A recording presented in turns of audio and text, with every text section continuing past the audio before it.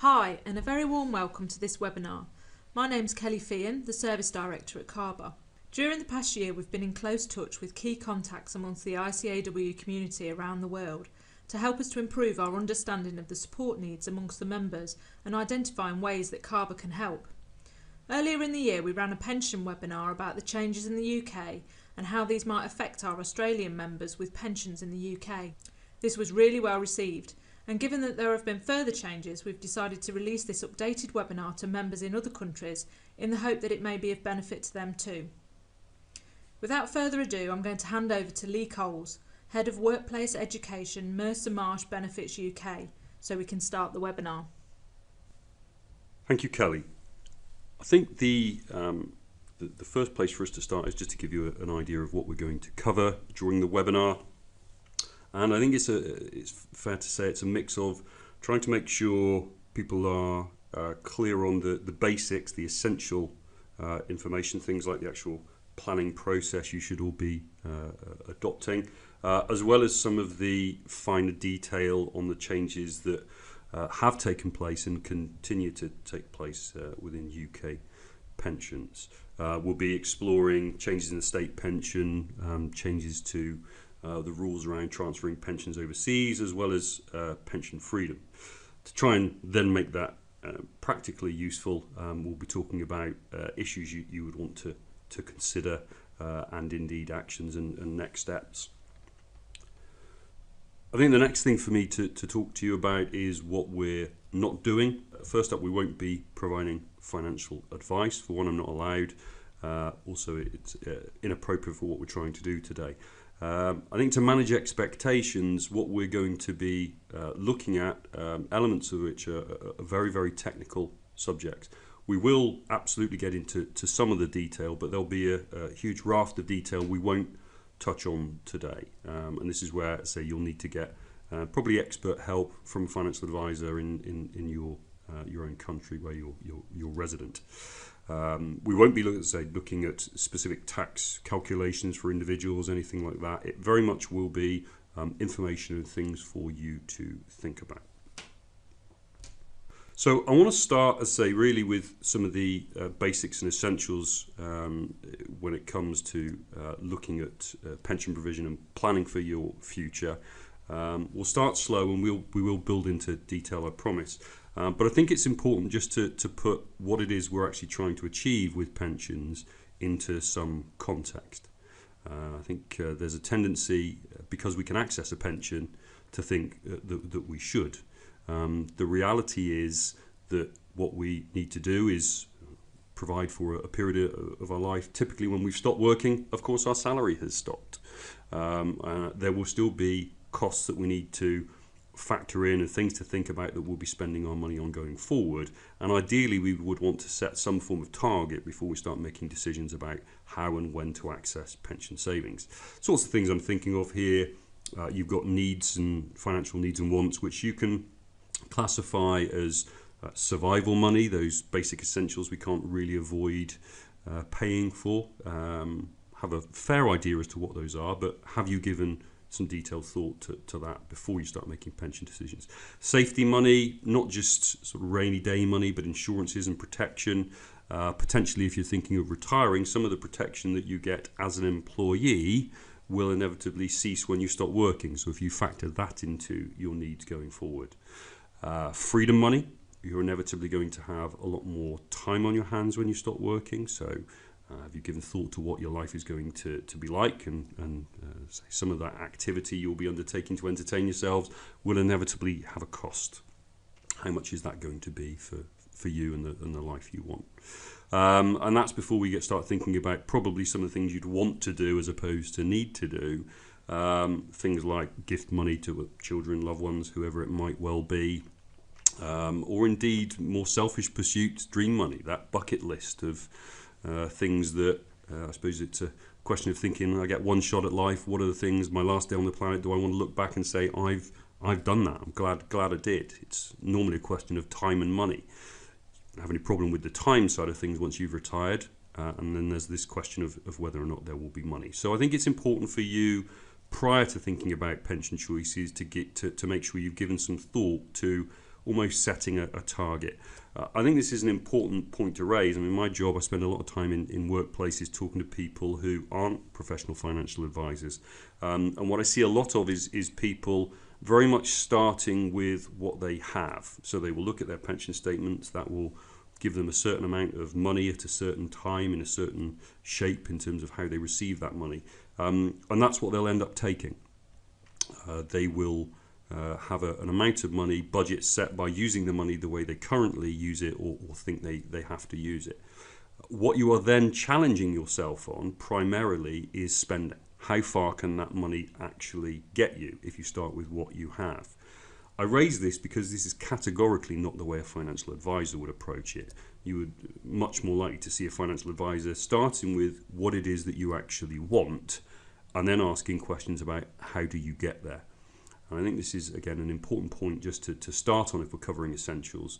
I would, if I was you, I would be following that process of trying to set yourself a target first rather than taking money in a way that you think it should be taken and then almost having to restrict yourself purely on the basis of spending. Say advisors would typically start with your objectives and will start to challenge more than just spending. The process, if you like, and this is true not just for retirement, for most financial goals, financial plans. What is it you need and want first? There's normally a time element to that. So when do you want that? Versus what you have. And again, depends largely when you take that. Normally there will either be a gap or a surplus. What do you need to think about when reviewing that gap and surplus, and how do you either fill the gap or take advantage of the surplus? I think just, let's say, whilst we're getting some essentials on the table, I think 6 things to consider. Firstly, how sure are you about this gap or surplus that you have, the certainty of your position? Pension statements will often talk about whether or not money is taxable, but it won't take the amount of tax off. Changes, if I think about people in the UK, don't have to pay national insurance anymore on pension income, probably have stopped paying their pension contributions. Issues like that, which will mean, say, the amount of money that you've got coming in might well have differed from what you were earning when you were working. So it's a question of being certain about the amount that's actually going to come into your bank account. That I think is an important point, as well as, of course, the certainty of what you need. Have you really sat down and challenged yourself on how you think you'll be spending your money? You'll inevitably want to look at working plans. It might well be that you're not going to work the same days, same hours, or indeed with the same organisation that you're currently working with, but you might do something as retirement progresses, flexible working, whatever it might well be. Review your spending plans is on this list, and I'm not for a moment suggesting that you shouldn't have a look at what you're spending and are there better deals to be had elsewhere. It's more a question of that shouldn't be the only thing you consider. You would also want to potentially consider using money differently. If I think specifically for the UK, very low interest rates at the moment, and that's typically meant that anyone who owns a property has done very well in recent times. They can't necessarily get fantastic rates of interest from their bank or building society, but what they do have is typically a large asset as far as their property, and it might well be that releasing equity from that is something that they haven't thought of, but they probably should do if they're trying to meet all of their financial needs. And again, we'll talk about alternative ways to use pensions today. So have you considered all of the ways you could use your money and what's going to be the most effective way of meeting that gap or taking advantage of a surplus? If you've got time prior to retirement, you could obviously save more, or if you've already got what you need, save less. Could also be a question of getting help or advice, and we'll make reference to places you can get help or indeed say take advice, the sorts of things you should be looking for when you're taking advice. So hopefully that was useful. Just a few ideas around the essentials, I guess, of planning for your future prior to getting into further detail on pensions. We're going to look at taxation next. Now, I think the way we've set this webinar up is very much with an understanding that the majority of you will probably retire in the country you're currently resident, but there will be those of you who will come back to the UK and retire, and we need to make sure everybody's needs are catered for. As far as taxation specifically of pensions is concerned, there are double taxation conventions, that is to say, conventions to make sure that you don't get taxed both in the UK and the country in which you're resident, with all of the countries say that the CABA members who are being invited to this webinar. There are double taxation agreements in those 5 countries. Pensions can, however, be taxed in a number of ways. Typically, pension income is taxed in your country of residence. That's what the majority of these double taxation conventions suggest. Some of them, for example, if you work for the civil service, are only taxable in the UK, or a civil service pension. As I say, normally what you will get if you are taxed in the UK, you will either get credit overseas or vice versa. Typically, you won't get taxed in both unless there's an error. As far as these double taxation conventions are concerned, they do differ for each of the 5 countries listed there. And what we were going to do is provide links to those taxation conventions to each country in turn, accompanying this webinar. What we're also going to do is provide a link to the form that you would need, either if you are trying to claim no tax deductions from your different pension arrangements, or indeed you have paid tax and you need to reclaim that money. The relevant forms, again, will be provided for each of the 5 countries represented. If I look briefly at the UK position currently, we've just gone into a new tax year. Position is that there is an amount called personal allowance where typically individuals don't pay tax. That's currently £11,500. There's then a 20% bracket, which would take you up to 45,000, 11,500 at 33,500. 40% bracket is then up to £150,000 in any tax year, 45% above that. Probably more an academic point than anything, but for those earning between 100,000 and 123,000, the personal allowance starts to disappear. So by the time you've got to 123,000, that personal allowance doesn't exist anymore, and every penny that you earn or receive in pension income is taxed. So that is the current position in the UK. One of the things I think it is important for me to mention, you may well find that some of your pensions, particularly if you, for example, want to cash in a pension, pension providers won't necessarily accept paperwork suggesting that they deduct no tax. Their processes may well suggest that tax is automatically deducted, and it will be a question of reclaiming money. Payments under pension freedom, if you're cashing in a pension pot, will typically be deducted with what's called month 1 emergency tax. And that is an assumption that you are earning money in the UK and you're earning that amount of money each month. We've got an example in front of us here where somebody has cashed in an amount of £30,000 within a UK pension. £7,500 is tax-free, essentially, so no tax is deducted. There's then 1 month of the 11,500 where it's £958. 33 pence, no tax deducted there, and then you can see that there's 1 month of the 20% band, 1 month of the 40% band, and one month of any excess as far as the 45% band is concerned, and then tax is deducted accordingly. So on an amount of 30,000, you can see around £8,500 might well be deducted. That's certainly not to say that's what you owe, but that is absolutely what your pension provider may well deduct if they won't accept your claim that money should be paid without any tax deducted. Typically because that's then going to be any tax that's due will be deducted in your country of residence. So don't be surprised if your pension provider does refuse that or suggest it.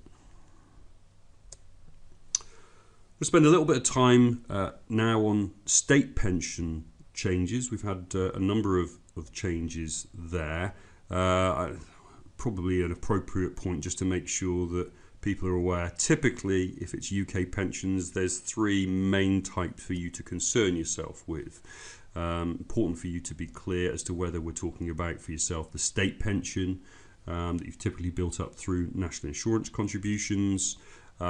Is it a defined benefit for sometimes known as sort of final salary or career average earnings type pension that you might well have contributed to, or indeed a defined contribution or money purchase, a specific pot of money. Important to get your head around which of those different types of pensions you've got and the rules relating to each. Inevitably, they do differ quite considerably. Focusing for now on state pension then, the state pension age has shifted over time, so very much depends on your date of birth and indeed whether you're male or female as to when you're likely to be able to access your state pension. Important point to make here is the state pension needs to be claimed. It isn't automatically paid out. The government won't actively, proactively try and find you necessarily. It is important for you at the date at which your state pension is due for you to be claiming that money. In terms of the state pension, there is a review as far as when state pensions are going to be paid, called the Cridland Review if you want to have a more deeper look. We don't quite know whether the recommendations there are going to be adopted and to what extent. Obviously we've got an election in the UK, so again, depending on how that goes will depend which and to what extent those recommendations are adopted. What we can say is that anybody who hits their state pension age before April 2028 won't be impacted in terms of a shift forward as far as their state pension age. I suppose probably a shift backwards is probably a more appropriate way to describe it. People won't be getting their state pension any sooner. It's more a question of later. But as I say, if your state pension age is before April 2028, you won't be impacted. We've also got a new state pension. New state pension came to being for anyone hitting their state pension age after the 6th of April 2016. Whether or not you've started claiming or not, if you hit your state pension age after the 6th of April 2016, the new state pension applies. In terms of detail on that, the full new state pension is £159.55 per week. Typically what you'll read is that you need 35 qualifying years to secure that full state pension. It's not strictly true, will depend on your national insurance record and whether or not with some of your pension membership you've contracted in or contracted out. I'll cover that next. In terms of what you might well need as a minimum to secure any state pension, that is 10 qualifying years. If you don't have those 10 qualifying years, or indeed if you have less than 35, it does beg the question, should I potentially pay more in? Can I pay more in to be able to get a greater UK state pension? For the most part, most people will be able to. We're going to provide a link with this webinar to the International Pension Centre. They are the folks that you need to speak to get a sense as to what your record is, if you pay more money in, what it might well get you back. I think the important question to ask here is it definitely going to be paying more money into the UK state pension? Is that definitely going to be in your best interest, bearing in mind you could pay money into all manner of vehicles all over the world? Why specifically are you interested in paying more money into the UK state pension? Is it because you feel in some way, shape or form you don't have the maximum £159.55 per week? That's not the point. The point is this money working as hard as possible for you if you pay extra money in to get extra state pension? Kelly mentioned that we had previously done a webinar for some members in Australia. A very good example was someone that had 9 qualifying years on their national insurance record, was going to get no money whatsoever from the UK state pension. If they paid some money in for that extra qualifying year, all of a sudden they were going to get 10 years worth of state pension, so 10/35ths effectively. All of a sudden that then looked like a very good deal. So take me at my word. I think it's just a question of, if you do pay extra money in, are you sure that is the best thing you could pay into, given all of the options that you've got? A political hot potato in the UK at the moment is the triple lock, which governs the extent to which state pensions increase. Triple lock is the higher of inflation, wages, or 2.5%. The 5 countries that we're looking at as far as this webinar is concerned, Australia, Canada, New Zealand, South Africa, or the UAE, do not receive any increases as far as state pension is concerned. Those state pensions increases will only apply if you return to the UK or one of the other countries where there is a social security agreement with the UK to increase state pensions. Kosovo is one, for argument's sake. I think probably some of the more attractive options, if you're mad keen to get an increase to your state pension, might be the likes of Barbados, Bermuda, Jamaica, that kind of thing. But as I say, if you remain where you are currently, no increases to state pension, which again is an important point to make in terms of claiming state pension. A lot of people, certainly in the UK, defer their state pension because they get an increase to that amount. That won't apply to you. Going back to my further point around important to claim your pension when it is due.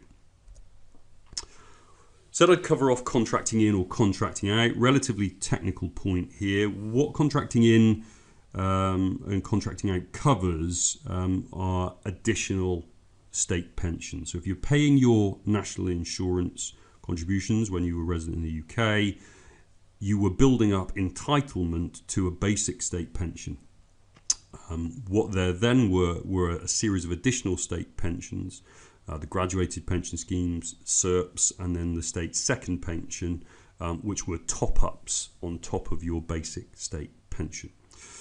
Prior to 1978, everybody was contracted in to what was the graduated state pension and building up additional funds on top of that basic amount. When SERPs was introduced, so was contracting out. So your employer, if they were offering you a final salary defined benefit pension scheme, could contract you out, which meant you paid less national insurance, they paid less national insurance. You were no longer building up any additional state pension. You were still getting your basic state pension entitlement, but no additional state pension entitlement.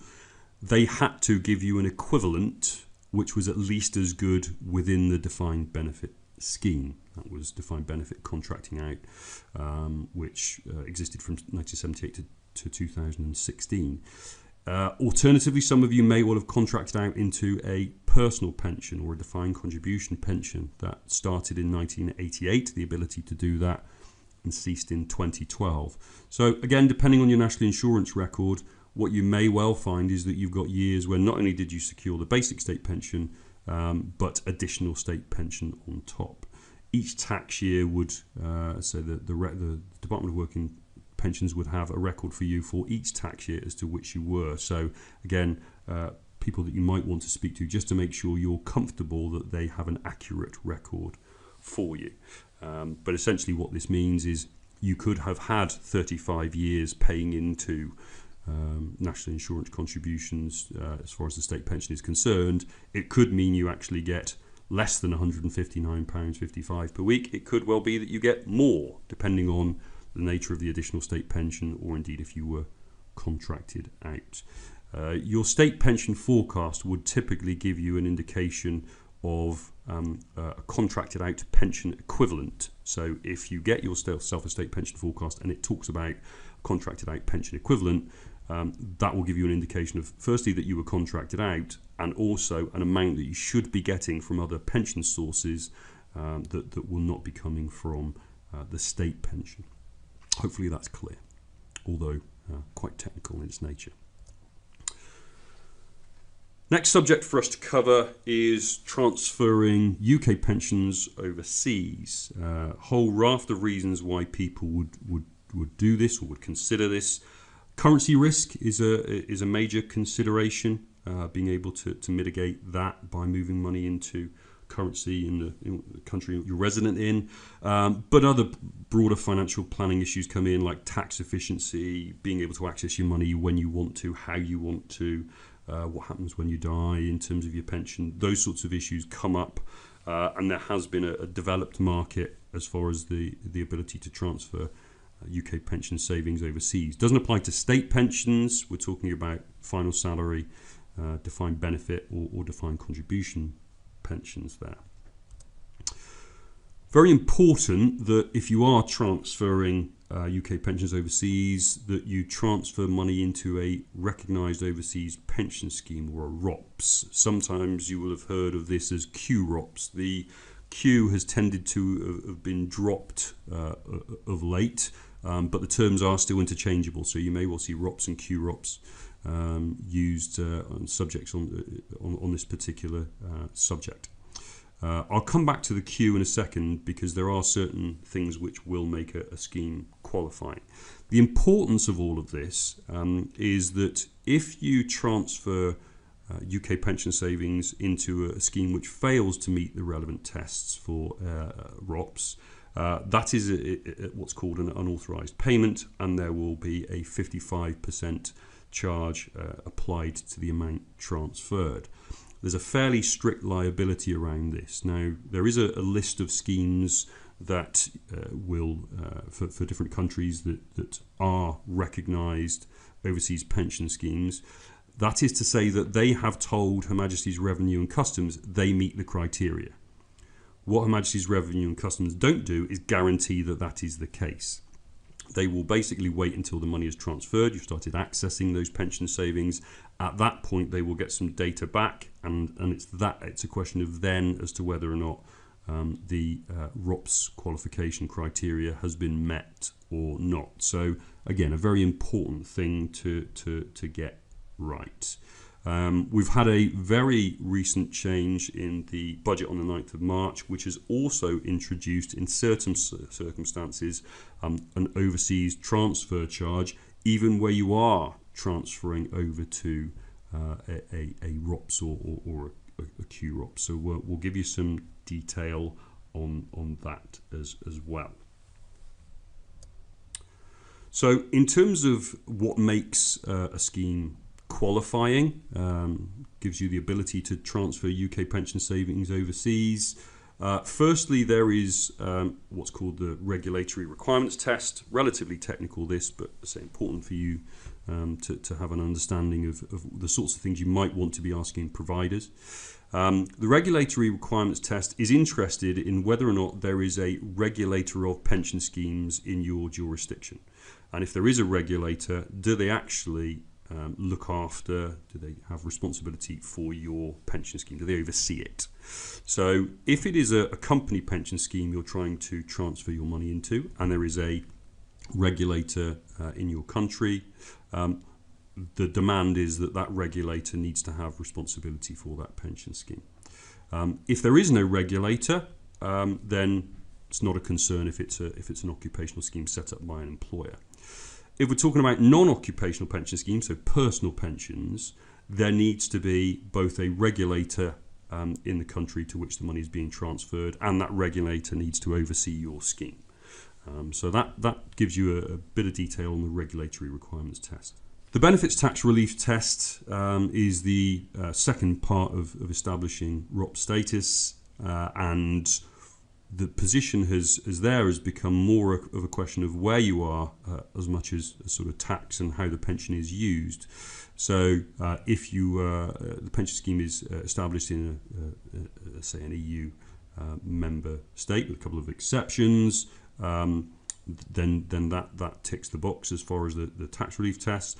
Or alternatively, there is a double taxation agreement between the UK and the country to which the pension scheme is being transferred. As we've already said, there are double taxation agreements with Australia, Canada, New Zealand, South Africa and the UAE.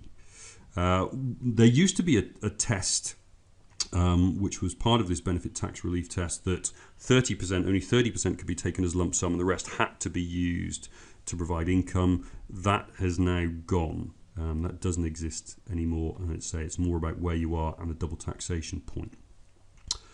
The third qualifying point is around pensions age, the age at which you can actually access pensions. This came up as being very important in Australia, continues to be, in that Australia, a lot of Australian schemes have the ability to access funds before age 55, which is the normal UK minimum, in times of financial hardship. And I think what the Australian market has had to do is adopt, and basically if people want to transfer benefits over to Australia, you need to wait until you are 55 to do that. We have a position now where currently Canada doesn't have any ROPS or QROPS as far as the sort of government list is concerned. When it used to have 60 back in November 2016, the suggestion is this is principally linked to the ability to withdraw Canadian pension funds to purchase a primary residence. I think inevitably the Canadian market will move on, and there will be in time providers that come back on that list. But at the moment, we have something like around 200 ROPS in Australia, none in Canada, but I think that will change, about 30 in New Zealand, 3 in South Africa, and none in the United Arab Emirates. That is principally because double taxation agreement in the United Arab Emirates is such that the money gets paid and taxed in the UAE, but there is no tax to pay. So there isn't really a reason as such for looking to transfer. You've got pension freedom, which means you can take as much money as you want and you won't get taxed. So there isn't really a market for QROPS in the UAE at this time.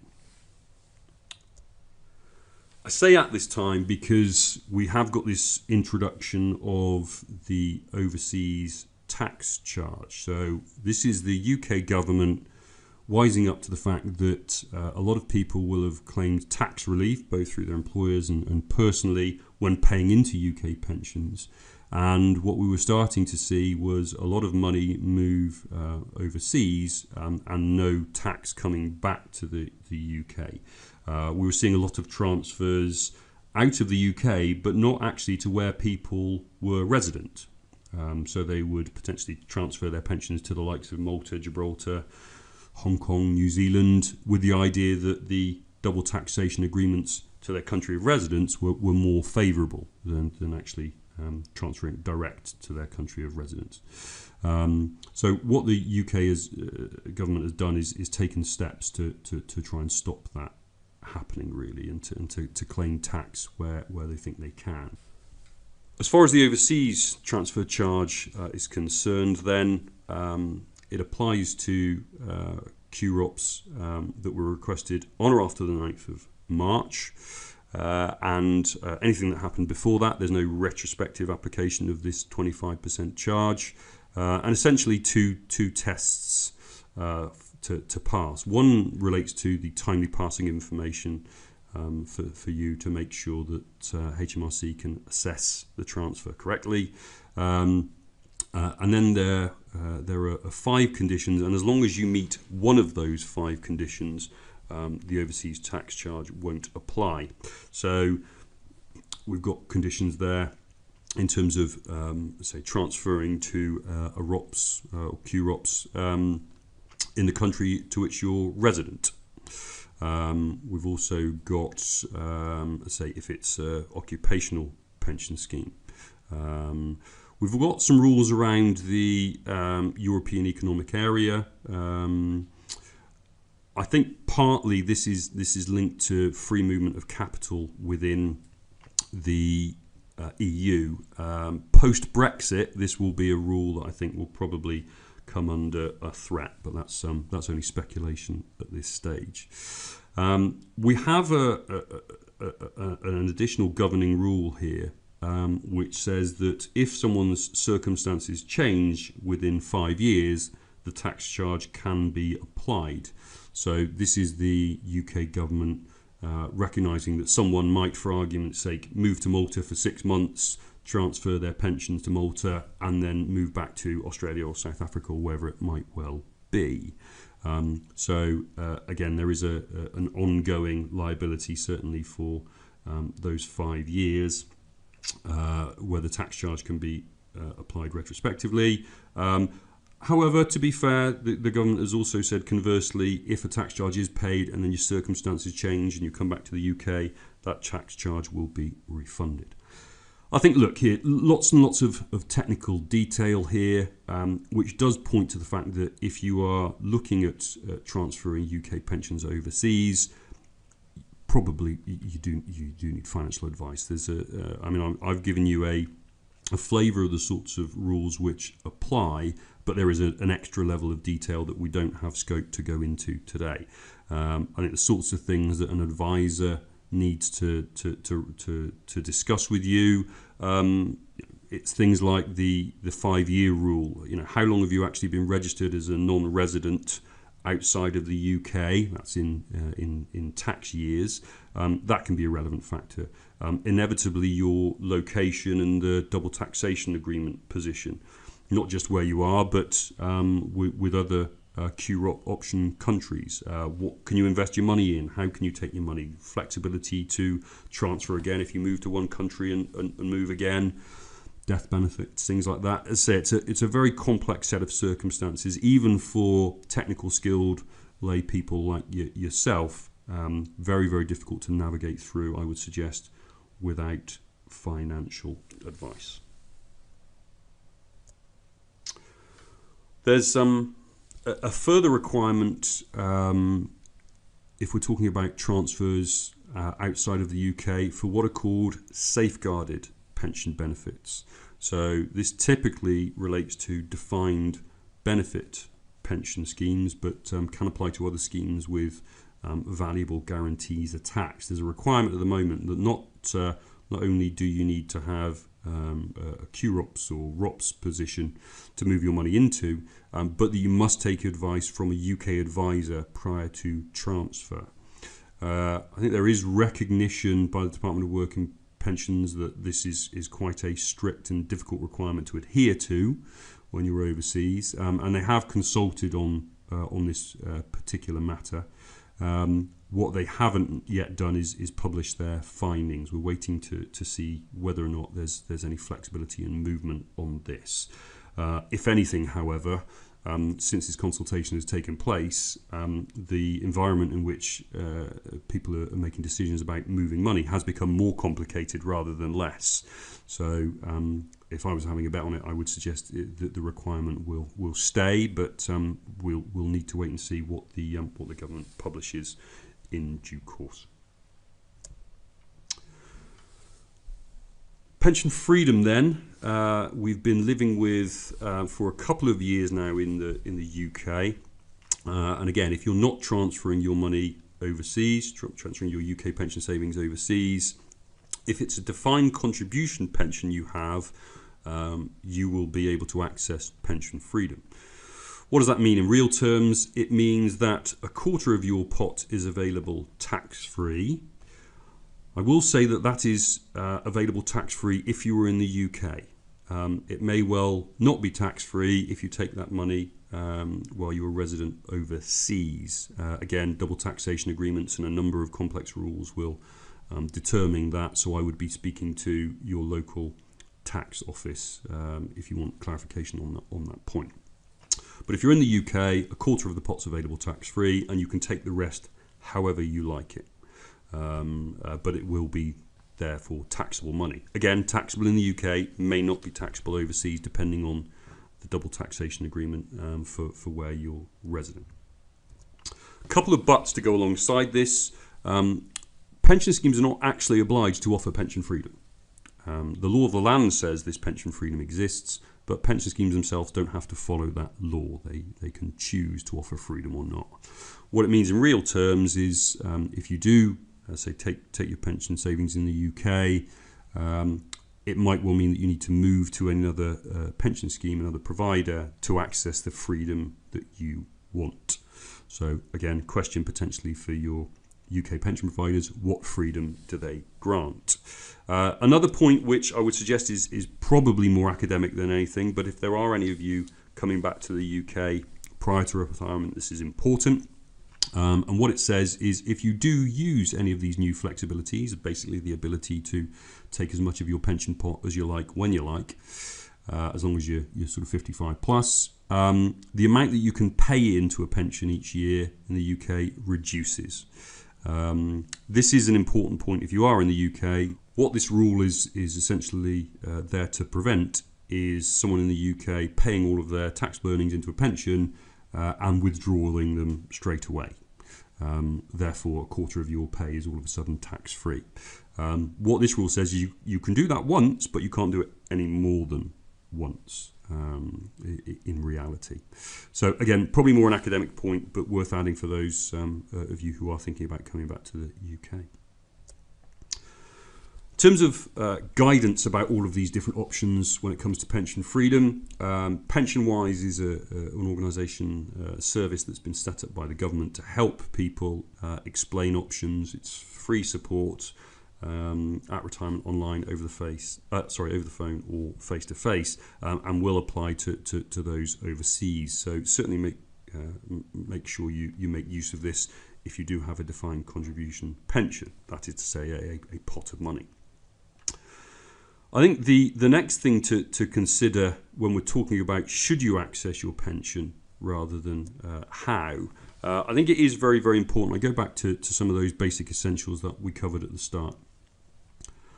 Before you think about accessing your pension, don't just access your pension because you can. Think about that period of life where you've stopped working and that's arguably when you will need your pension savings the most. Have you given thought to what your income and capital needs are in the future before you make any decisions? How much income do I need? What sort of lumps of money might I need? And of course, when? I think those are the important points before you think about any decisions. When it comes to making the decisions, points to a certain extent I've already raised. Be clear on what your choices are, but when you're making those choices, I would say there are 5 key factors to take into account. First of all, are you looking for certainty when it comes to what you're going to get from this pension? So a guaranteed income for the rest of your life, and if you live to 130, it keeps on paying. Do you want that? Or do you want flexibility? Use it as a pot of money. I'll take it when I want it, and it's my responsibility to make sure it lasts. Which of those would you prefer? Tax is obviously going to be important. Is there a sensible way that you can access pension savings in terms of tax that will be deducted? Do your savings need to last you the rest of your days? You might well have different pensions. Defined benefit pensions typically last for the rest of someone's lifetime. You might well have a defined contribution pension, however, which only needs to last you, I don't know, a year or two. It could be your 63 to 65 money, for argument's sake. And as long as that pot is big enough to get you through those 2 years, the money doesn't have to last you the rest of your life. You have other pension pots that will do that for you. So these questions here are very much individual questions per pension pot or policy or plan that you have. So we've talked about certainty, flexibility. Tax is a relevant factor. How long the money needs to last is a relevant factor. Is your money invested? And do you have to make a decision about how it's invested, not just now, but in the future? That's a relevant consideration as well.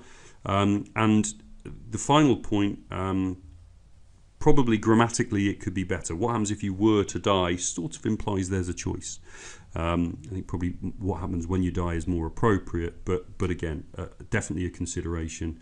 Who gets what when you die? Does that meet your needs? So if you look at those 5 questions and give a sense as to what each pension you would like, what you would like for each pension pot, that will start to point you towards solutions that might well be in your best interests. Spend a little bit of time on defined benefit pensions then. So defined benefit pensions, it's as it suggests, the bit that is defined here is the pension you are going to get back, the benefit.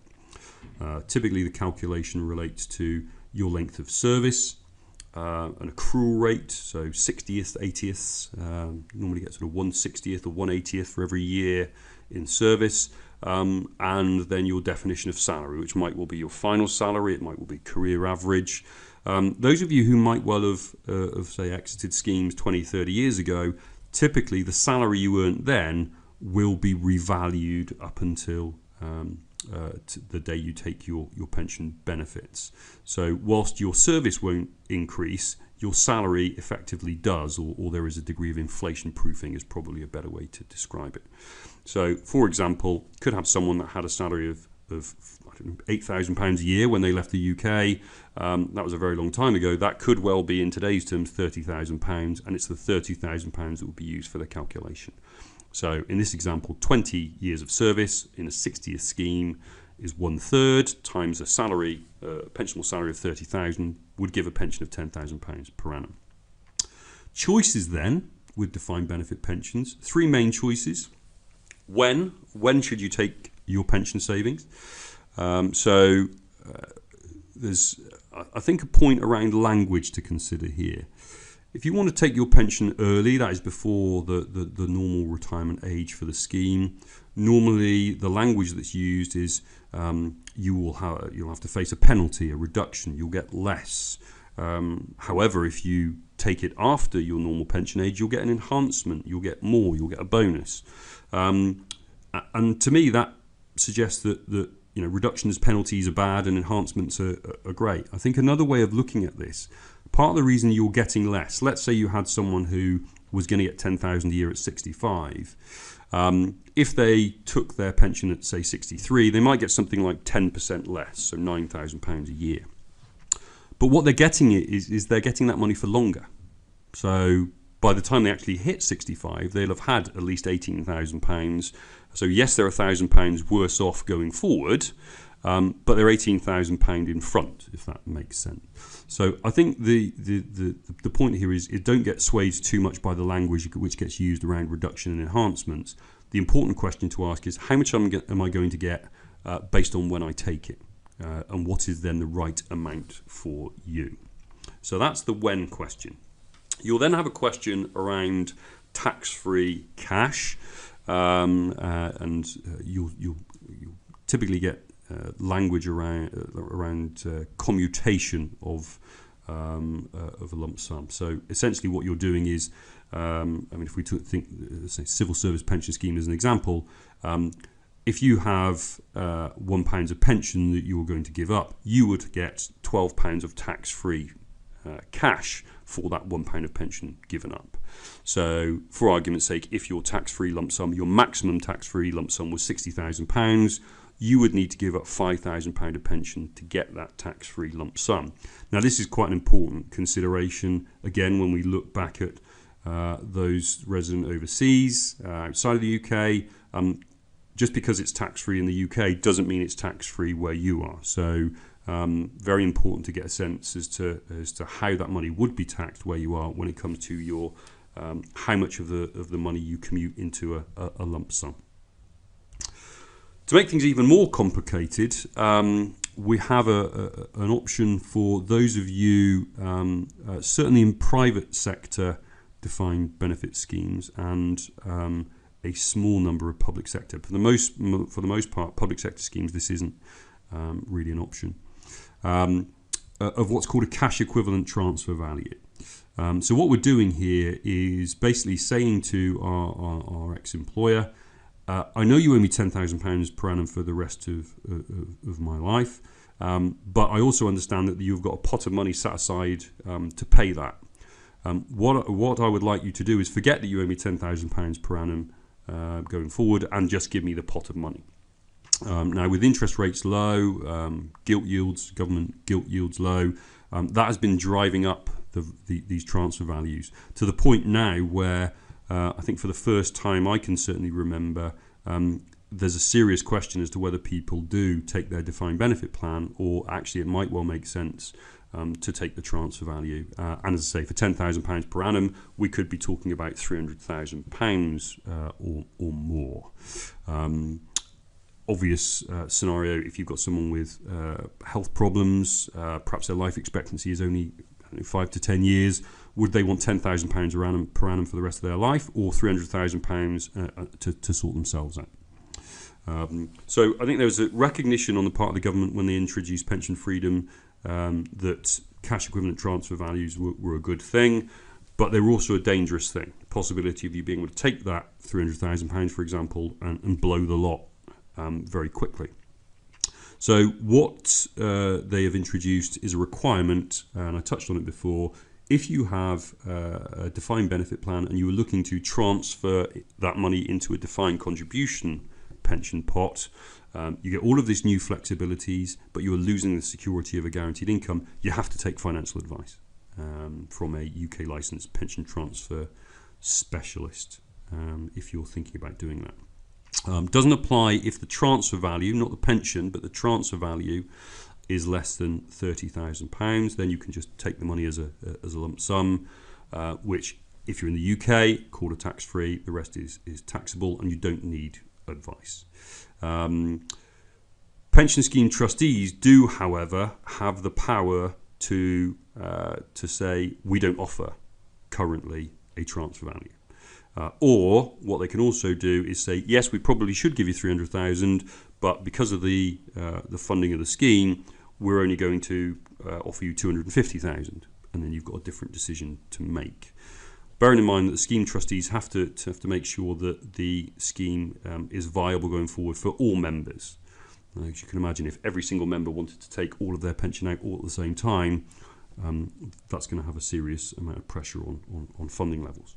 So to summarise defined benefit schemes then, three main choices when you take the money, whether or not you take a tax-free lump sum and how much, and again, predominantly private sector pension schemes, you may well be offered a transfer value in exchange for that pension per annum.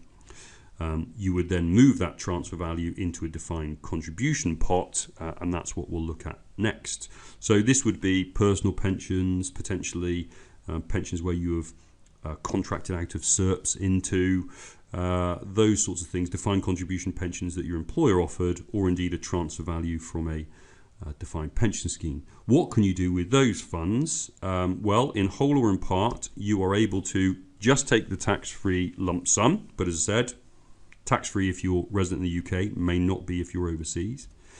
You can cash the entire thing in, or you can take out chunks from that pension pot. Now, the UK government didn't like the word chunks. They went for uncrystallised fund pension lump sum. Not quite as catchy, but probably more sort of technical and appropriate. So again, if you see the offer of that from your pension provider, what that means is you're taking out, I say, either in a whole or a part, a lump of your pension pot, a quarter of which will be tax-free, 3/4 of which are taxable, again, if you're resident in the UK. Flexible access is the other option, sometimes referred to as drawdown, where you have a lot more flexibility as to what you take, how you take it, whether it's elements of tax-free money or not. And again, this is an option that not all providers certainly offer. And again, it might well be if you're interested in doing that, you do need to transfer to another scheme. And then the more, I suppose, traditional, historic option of buying an annuity. So as far as annuity purchase is concerned, essentially what you're doing is exchanging your pension pot for a guaranteed income for the rest of your days. Now, if we go back 25 years, a pension pot of £100,000 would get you something like £15,000 a year guaranteed for the rest of your days. £100,000 these days, probably closer to £3,000. And that's why, as far as annuity is concerned, partly they're not as popular as they once were, but what we've also been the reason we've been introduced to pension freedom is because of the perceived low value of annuities.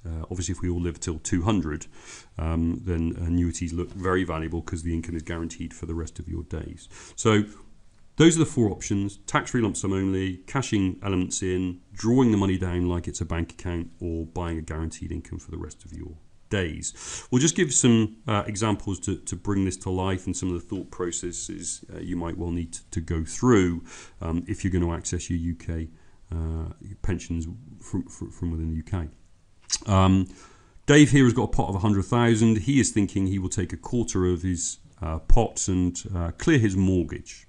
He's going to be £448 better off each month, but he's put a big hole in his pension savings. He'll certainly feel better, but will he actually be better off? We'll never know the answer to these questions until we get more facts. What else is he going to have to do with that remaining £75,000? Was that pension pot growing, bearing in mind that his mortgage interest rate was relatively low? Did he have early repayment penalties on his mortgage? So it starts to show you that you need to build up the facts around different options and different decisions. Try and play out each option before you make a decision, rather than, I know I can take this lump sum, I can clear my mortgage, feels like it's the right thing to do. Make sure it's a question of knowing rather than thinking or feeling it's the right thing to do if you're going to go down this road. I suppose the big question is he actually financially better off? It is very much determined by what he does with that extra £448. He's now better off having cleared his mortgage. If he spends all that money, good luck to him, but probably say retirement is going to be more difficult having done that. But one option, as I say, access your tax-free lump sum. Another option is to cash the whole pot in. So again, if Dave was in the UK and cashes in the pension pot whilst he's still working, with a salary of 30,000 in the UK, his normal tax bill would be 3,800. If he cashes in that pot of 75,000, his new tax bill is 31,700.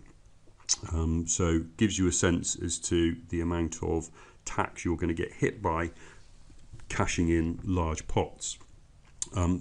There's a strong argument to say that there's very little justification for doing that, and it might well be certainly more tax efficient to take smaller amounts over a longer period of time. And we've got Mike here who's had enough at work. He's got 6 years until his state pension kicks in. What he does in the first year is take £14,000 out of the £100,000 pot he's got. That's the only income he's got in this tax year. A quarter would be, if he was resident in the UK, tax-free, with the rest taxable. So that's £3,500 tax-free, £10,500 taxable. However, if he was in the UK, because you're getting an £11,500 personal allowance, he would be taking that £10,500 out and wouldn't be paying tax on that either. So essentially he's taken £14,000 out and not paid a penny in tax. So again, gives you an idea of the sense as to how you can be fairly smart with taking out money. But again, it's got to be right for wherever you are as far as your country of residence is concerned. Mike decides that he's going to keep doing that for the next 6 years, taking out his £14,000, knowing he's never actually going to ever pay any tax on that money unless the law changes. This is, could be done through UF+, these lump sums, or it could be done through drawdown. If it was through the sort of flexible drawdown, he would have the flexibility to be able to take 5,000 one year and 20 the next if he wanted to. He's just not exercising that right. So that gives you a sense as to Mike and his options. What would happen to Mike if Mike died, let's say at the end of year one? That £86,000 that would be remaining, that would be payable to his loved ones outside of his estate, free of tax if he was resident in the UK.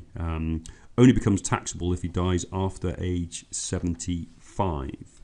Again, depending on which country of residence you have, that may well differ for you personally, but that's the UK position. We will have a look at annuities. As I said, they're not necessarily as valuable as they once were. If we think of Sarah, who's got a pot of £50,000, she is looking to try and get £2,000 per annum of guaranteed inflation-proof money for the rest of her life. What's relevant to Sarah is she's a smoker and she's diabetic. So first, we start looking at what Sarah can get as an income before we've asked any medical or health related questions. Maximum pension she would be able to get, the highest pension would be a level pension of about £2,750, but obviously inflation is going to eat away at that, so good for her in terms of what she wants in the short term, not in the longer term. If she wants a pension which is increasing with inflation, we then have a different provider who's offering the best rate, in this case Legal & General. That pension is escalating in line with the retail prices index, but look at the significant fall in income from the level option. Sarah could also include a spouse on the pension. If she does that, again, the amount drops. So, I mean, as far as annuities are concerned, the choices to the type of annuity, whether it's level or increasing, or what rate it increases, how much you get back when you die, if anything, all of these choices, you've got lots of flexibility to make a decision on, but the more bells and whistles you add, so that the starting income reduces. Get to a point where we say to Sarah, Sarah, are you a smoker? She confirms she is. And we've got good news for Sarah, because what it means is insurance companies think she's going to die sooner and will pay her more money for her pension pot. And the fact that she's got diabetes, again, is good news in this instance. Again, differs from life insurance, where you want to look like a spring-heeled 18-year-old. If you're going to buy an annuity, you do want to look like you're going to die tomorrow, but then live for another 30 years. It's a difficult trick to pull off, that one. But nevertheless, you take the point. It's not a question of annuities, albeit they're not great value for everyone. For some people, it will still be the right choice. So just a quick summary then of the three main options.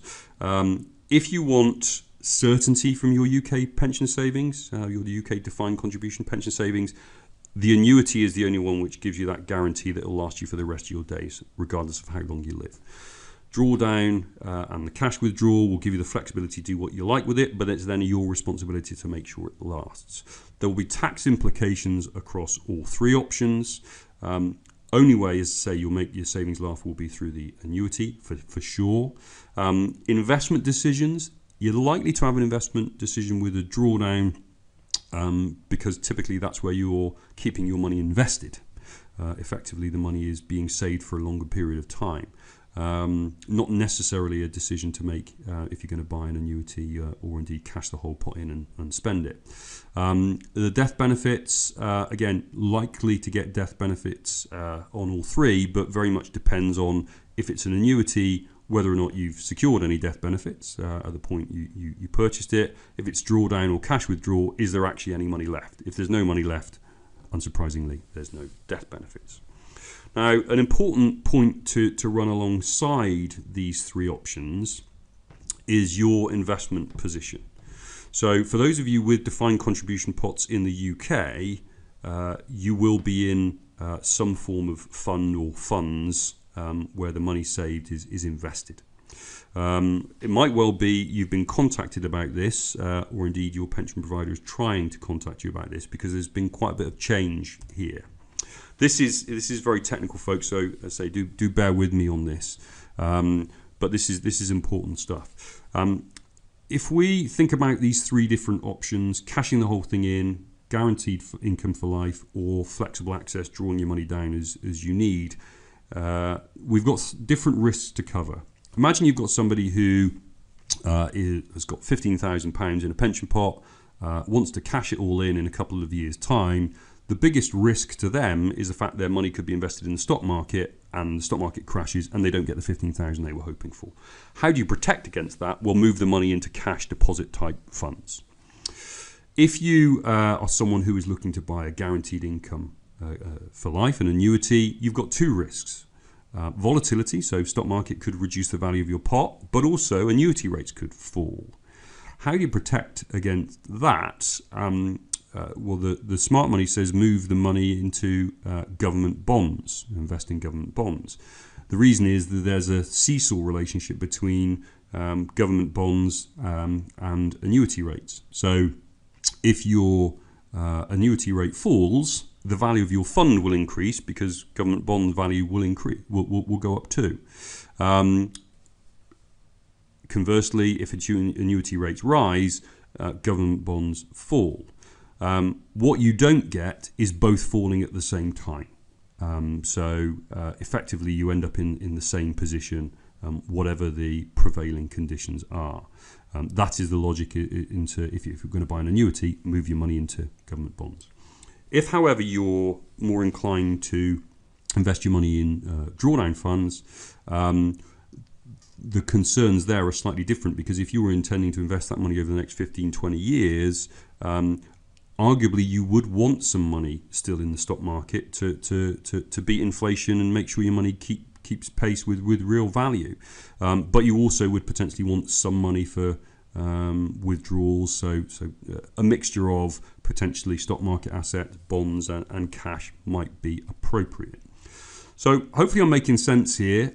Depending on which of these three options you're likely to take, you need to have slightly different investment choices. Now, most pension funds these days have offered 4 different types of funds sympathetic to these transactions.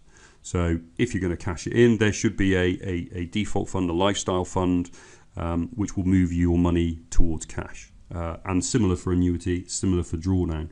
And a number of providers offer an interim fund, which is a mix between all three, and is appropriate if you really don't know how you're going to use that money. So again, a technical point, folks, but I think well worth understanding if you've got pension savings in the UK. What is it you've actually bought with your money, and does that make sense given the risks which apply to how you're going to use that money at the end of the day?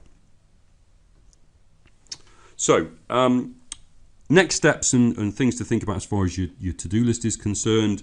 Do make sure that you clarify types of pension you've got and choices. What options have you got, both around timing and how you can use that money. Make sure you get up-to-date projections. To a certain extent, that may well be dependent on whether or not your pension provider knows where you are. So make sure you've told them that, and get accurate, useful information. So are they predicting what you're going to get at 65, but you've got no intention of waiting till 65 to take that money, and the information is therefore useless? So make sure you're getting accurate information, folks. Do give thought to those 5 key areas of decision making influencers around certainty, flexibility, tax efficiency, how long the money is going to last, your investment position, and what happens when you die. And do have a think about, if you've got defined contribution pensions, what it is you bought, and the type of lifestyle investment option. This term lifestyling is an investment option where when you're younger, the money is typically in sort of growth assets, and as you move towards retirement, the money moves into assets which are more sympathetic to how you're going to use that money.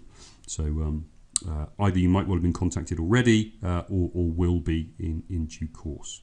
And of course, there is then the possibility about transferring. But again, go back to what I said before. Important to typically get advice if that's going to be the case for you.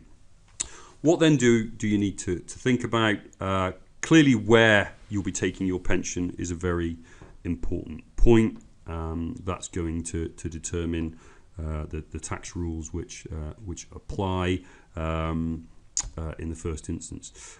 Don't just, when you're thinking about planning for your future, think about pensions. Do think about property, other savings that you've got, and is there an intelligent, efficient, effective way that you can make use of everything you've got, so you're not just taking all your pensions all at the same time. No reason to do that, and say very rare that a financial advisor would do that. They take them in what is the most appropriate order given the circumstances in front of them. We focus today on income tax primarily. There will be other tax implications for sure, not necessarily with pensions, but other savings. Capital gains tax, obviously inheritance tax for when you die is another thing to consider. Might well be that you're quite happy with your pension savings staying in the UK, but your product provider doesn't necessarily make sense. We talked earlier on about one of the reasons for transferring money overseas is to avoid currency risk. There are a number of self-invested personal pension providers in the UK who will allow you to hold those funds in a particular currency. So you are fully mitigating that risk. So that might be something for you to ponder and investigate. If you do have any further questions, if you would like an initial clinic, I'm going to leave Kelly to say a little bit about that next. But please do get in touch. When it comes to financial advice, I think the counsel I would give you there is very much do your due diligence. Make sure these people are experts in the particular specific area of advice that you need. So are they familiar with the UK position and Australia, South Africa, wherever it happens to be? Seek testimonials, try and have word with other clients that have used them and are happy with them, and just make sure that there is a fair comparison with your circumstances to those people who are perhaps saying these people have done a good job. What sort of scale is the operation? Who are they regulated by?